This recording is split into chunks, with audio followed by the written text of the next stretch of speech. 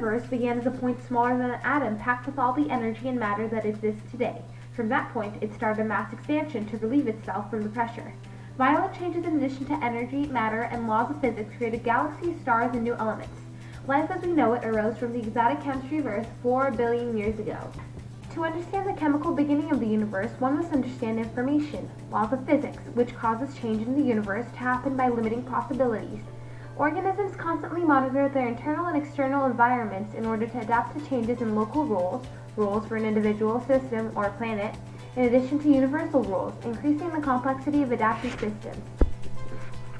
Charles Darwin's theory on evolution explains how complex structures can emerge through repetitive algorithmic processes as they are filtered out from variations throughout generations. His theory could also be applied to chemical evolution, in which chemical reactions produce bigger quantities or use more energy to starve other reactions in order to form molecules with plenty of free energy, supporting the survival of the fittest reaction.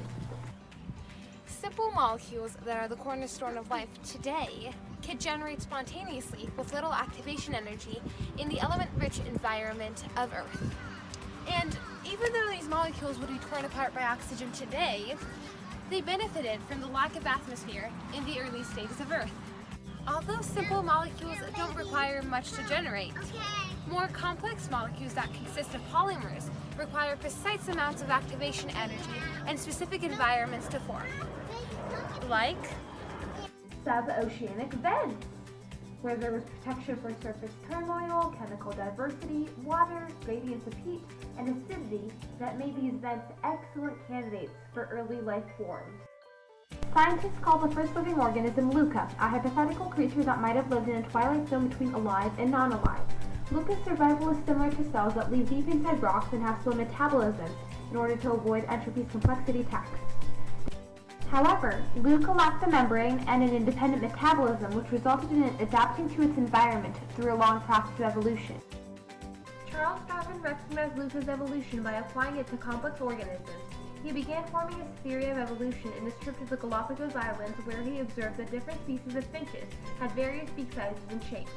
He concluded that South American finches migrated to different islands and changed anatomically over many generations in ways that allowed them to obtain more food, survive, and reproduce.